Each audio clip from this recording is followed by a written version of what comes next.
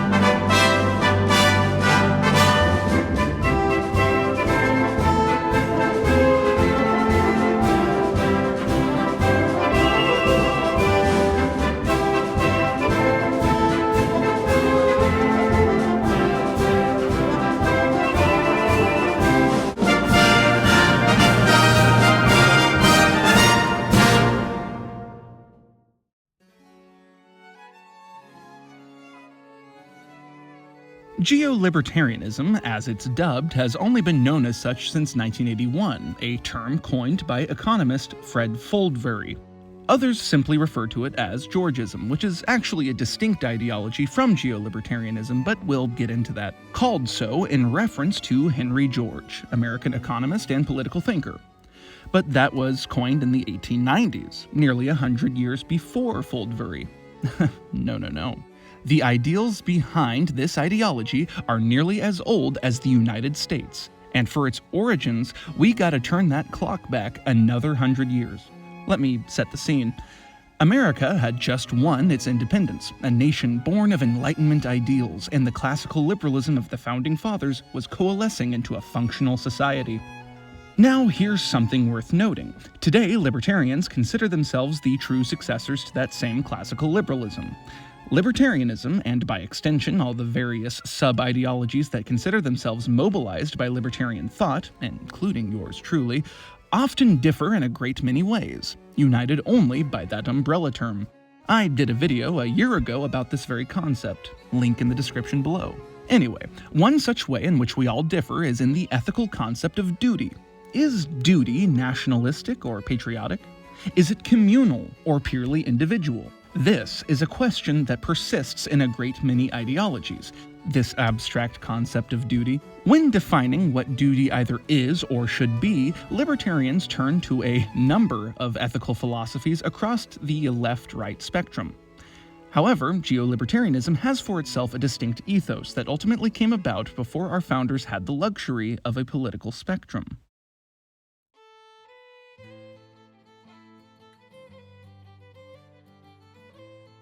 Founding father, inventor, intellectual, airplane, and third president of the United States of America. The Chadley Thomas Jefferson was as classically liberal as they come, and is still, in one way or another, a darling of the libertarian movement today. While the ideas behind Georgism and by extension geolibertarianism technically find their origins in the late 17th century in the writings of John Locke, Jefferson's ideas are far more comprehensive. His concept of duty revolves around the concept of usufruct, a concept pertaining to property rights. You may not know what it is, and that's fine, as it's a bit of a rabbit hole, and it's not necessary to the point I'm currently illustrating, but I will cover this concept later when I talk about the proposed applications of geolibertarianism, so just keep it in the back of your mind. In 1789, Jefferson was nearing the end of his tenure as U.S. ambassador to France. Oh my god, I'm just now realizing how much France comes up in my content. Anyway. He was a supporter of the early days of the French Revolution, and this concept of duty again comes up. Do we have a duty towards a king, our fellow man, our fellow countrymen, or simply to ourselves? This question would ultimately haunt Jefferson until the end of his life in 1826, but in 1789 he mulls the subject of duty over in his mind, writing, "Earth belongs in usufruct to the living." What exactly did he mean by this? Well, in the context in which he wrote this, illuminates us as to his intended meaning. He's essentially saying, since the dead don't have a say, humanity has the right to use the earth and profit from it, but only if their actions don't reduce the earth's resources for future generations. Jefferson here posits that we certainly have a duty to ourselves, our families, and our own prosperity. But we also have a duty to those future generations that have yet to be alive. In short, we not only have a right, but a duty to the pursuit of happiness, to both attain our own and not to impede the pursuits of others. Or, even more succinct, don't be a dick. And it was this line of thought that Jefferson and his compatriots shared that ultimately led to the provision that the Constitution have the ability to be amended by future generations. We have here the seedling of the Geolibertarian ethos. But there remains another early American thinker that added nuance to this burgeoning concept of duty.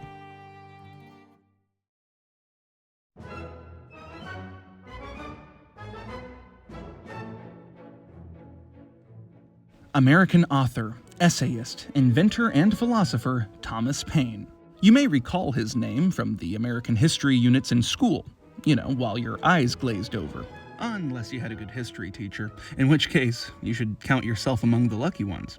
Anyway, for an all-American intellectual, he was actually born in England, to a lower-middle-class background in a society with little to no room for social advancement. A deep-seated hatred towards the crown and British aristocracy made it little wonder why he immigrated to the colonies in 1775, just in time for the Revolution. Needless to say, Paine's definition of duty doesn't extend to any crown. And, of course, he too was a supporter of the French Revolution. In fact, his work is considered a catalyst for the organization of a rebellion that would go on to challenge a global power and win. Thomas Paine was best known for his pamphlets, namely Common Sense, a work that went further than any other founder did in its rhetoric, which essentially called for that full-fledged fight for independence. Yeah, if he wrote it today, dude would definitely be on a watch list. Also, it's only 47 pages, and if you've never read it, you definitely should. Link in the description below. Anyway, for the purposes of this video essay, there exists another Paine classic that we'll have to examine, the 1797 pamphlet Agrarian Justice, written largely as a rebuttal to the Bishop of Llandaff's sermon, which proclaimed the divisions of rich and poor as justified, as it was that way due to the divine wisdom of God. Paine believed that to be bullshit, and in Agrarian Justice he proposes a tax system that might make society just that much more egalitarian. And from the pages of this pamphlet, there is a quote of Paine's that holds true for geolibertarians to this very day. Men did not make the earth. It is the value of the improvements only, and not the earth itself, that is individual property. Every proprietor owes to the community a ground rent for the land which he holds. Paine proposes a system that counteracts the unequal ownership of land to prevent an American aristocracy from taking root and becoming a republican form of the British Empire. And so, for him, we've a duty to our fellow countrymen. Here's how it would work. You see, land as a commodity is actually quite scarce. Earth is only 30% land, and while Paine holds that individuals can indeed own land, the Earth's natural value belongs to everyone.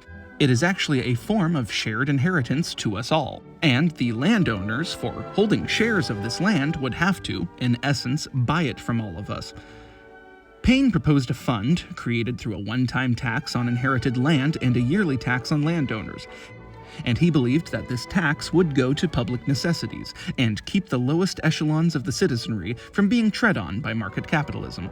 Now, back then, it wasn't very popular. I mean, just 14 years before its publication, the population was engaged in a war over taxation and the right to move west and claim more land. Nowadays, it's championed as profound primarily because it's viewed not as a proto-Marxist idea, but because it is a non-Marxist idea that critiques the free market while at the same time not nationalizing, forcibly distributing, or restricting the acquisition of property. Also worth noting, unlike the Marxists of today, Thomas Paine actually owned land, 277 acres of it. So however you might view the idea, at the very least it's not like he advocated spending other people's money. While this does tend to rub some libertarians and conservatives the wrong way, ironically enough, it proposes a more solid form of ownership than we enjoy today. Anyway, after Thomas Paine, while these ideas were espoused in one way or another, they didn't really build upon it, giving us a century-long gap in which these ideas grew stagnant, waiting to be expounded upon. It would be after the throes of manifest destiny and the settling of the contiguous United States that anyone would pick these ideas up again.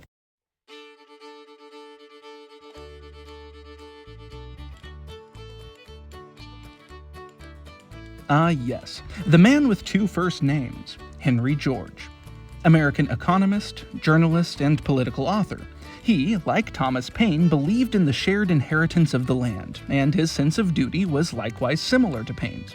Henry George was born in 1839. He would see America transform in his lifetime. The continent would be settled. The Industrial Revolution would reach new heights, with the industrialists coming to the forefront of the American economy. Land, though not exactly scarce at this point in time, was being bought up at a rapid pace. Having gone across America from his home in Pennsylvania, he'd reach California in the throes of the gold rush, settling there for a good portion of his life working as a journalist. It would be at this point in his life that he recounts having a revelation while riding his horse through the Oakland Hills, which overlooked San Francisco Bay in 1871.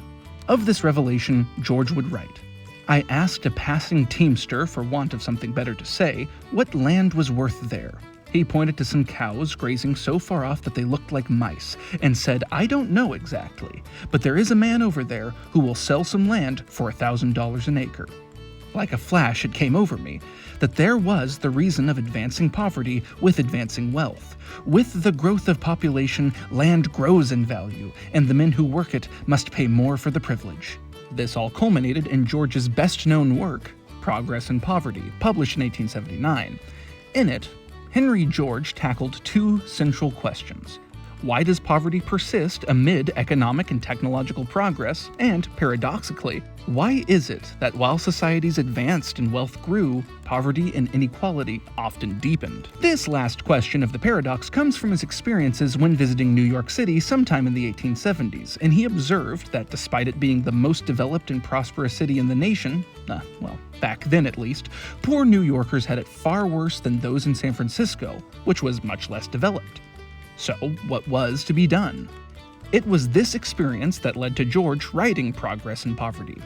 And it was the ideas in it that led to Georgism, and later on, its synthesis with libertarian thought. Henry George's work would be a massive success. It was a political piece of the Gilded Age, and, for a work written 145 years ago, some of it obviously still resonates with Americans today. In the 1890s, he'd catch the attention of the Progressive Party, and in 1897, he'd be the Progressive Party's candidate in the mayoral bid for New York City, even running against Teddy Roosevelt. But ultimately both were unsuccessful. And, unfortunately, George would die just months later after a series of strokes. But his ideas certainly didn't die. Everyone was seeing the cat. A common metaphor in Georgism, the cat, just like the role of land in the economy. Once you see it, it can't be unseen. Anyway, with the historical context out of the way, let's move on to the ideas in question.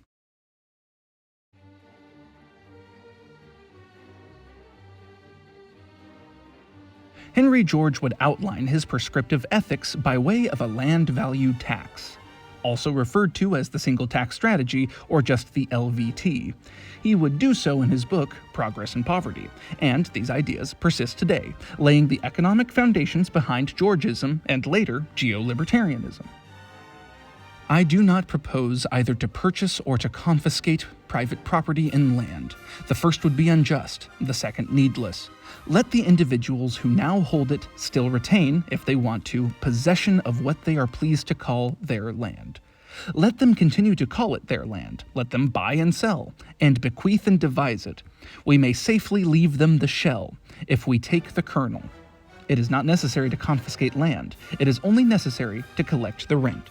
Aside from recounting his experiences, which formed the basis of his assertion that land values increase is perhaps the primary reason behind inequality, George also makes several arguments as to why this singular tax is far more efficient as compared with other taxes. George felt income taxes ruin incentives to work harder, that sales taxes burden consumers and degrade buying power, and that capital taxes were unjust as it only serves to penalize investment and business growth. Now I'm sure you can see how this would come to influence its own strain of libertarian thought, but let's delve into the solutions and the moral philosophy behind the vision of Henry George first. Now, the LVT is comprised of three key solutions: fairness, simplicity, and economic efficiency. It's fair because it targets unearned income from land ownership while sparing productive activities. It's simple because it's easy to assess and administer, as land cannot be hidden or moved around. And it's efficient because it incentivizes productive use of land and discourages speculation or hoarding. And George's moral philosophy is based upon that word I mentioned earlier, usufruct, the right to use and benefit from something without owning it outright, or in this instance, the right to exploit land but not to abuse it, that it belongs to everyone, but that the individual can own what they produce. And while George's Progress and Poverty primarily centers around the LVT, Georgism would use the philosophy behind the LVT as a sort of formula towards addressing inequality, and this is where Georgism breaks off from libertarianism, conservatism, classical liberalism, etc.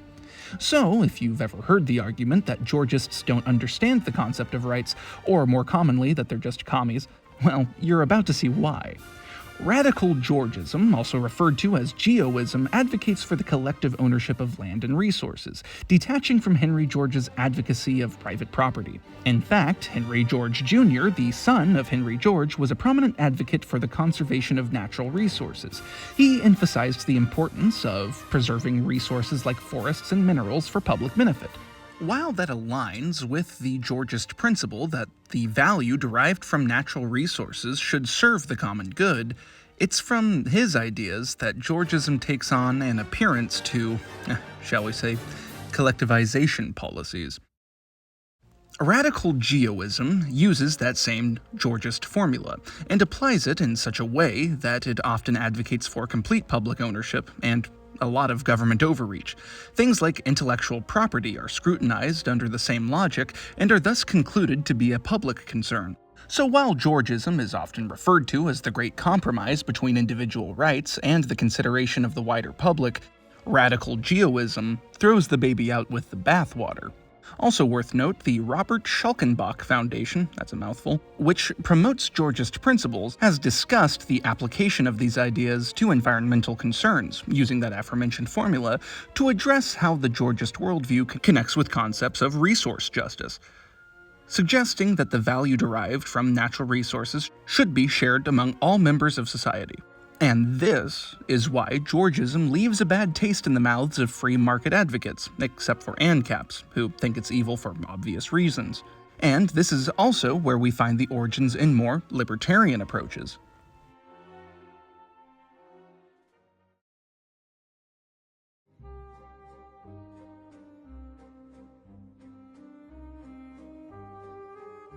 So, thus far, I've covered the historical context behind Georgism and what it is, and how later iterations tend to overstep its bounds, hence why it is often said that Georgism is just as evil as any other form of taxation. And this is the reason behind its libertarian synthesis.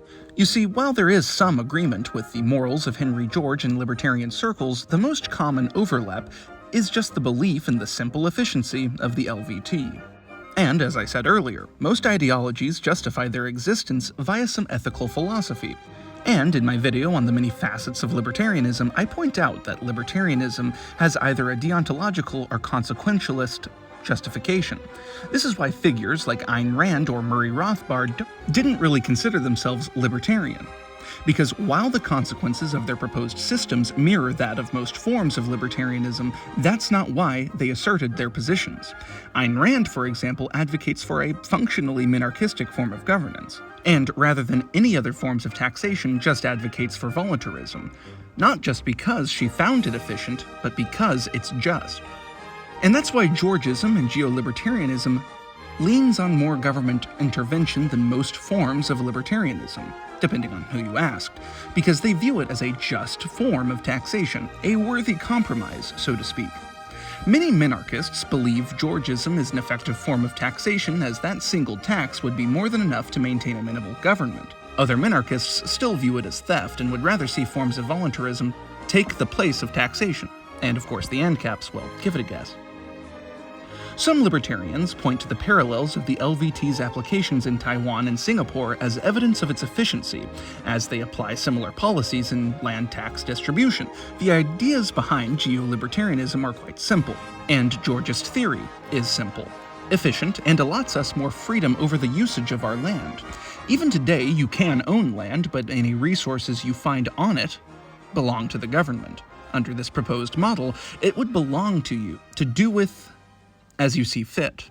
But mind you, the increased value means more taxation on your part. And it seems quite fair, at least more fair than the current taxation policies that are employed in much of the Western world. In the United States, citizens pay income tax, payroll tax, capital gains taxes, inheritance taxes, sales tax, property tax, etc. So given the circumstances, a single one seems much more preferable. Also worth note, geolibertarianism has a solid foundation in that it incentivizes land stewardship. Scarce resources would be protected, which is something you probably wouldn't see in anarcho-capitalism. And, as I said in one of my earliest videos introducing the various facets of libertarianism, I'll just pull it up. How might the environment fare should the government's powers be limited? If the markets are completely free, wouldn't they just pollute and destroy everything in the name of profit? This is where green libertarianism, geolibertarianism, or Georgism comes in. Land wasn't invented as a commodity, and we all live on it. In short, and in a very, very simplified manner, the logic here is that the land is either a common possession or a collection of private possessions that the owners of these possessions ought to preserve. This ranges from privately contracted cleanup crews to the concept of, if all land was privately owned, why would we go about destroying it?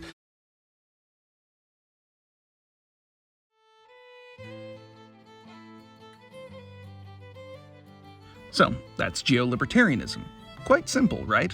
And that was actually a major difficulty for me in writing this script. Aside from all the other things, I'm working on several projects for the channel all at once, so there's no set schedule as of yet. But I kept having to come back to this one. I kept thinking to myself I must be missing something. But no. Geolibertarianism is somewhat distinct from other libertarian ideologies in that it's not a proper ideology, but rather an economic theory applied to one. So very straightforward.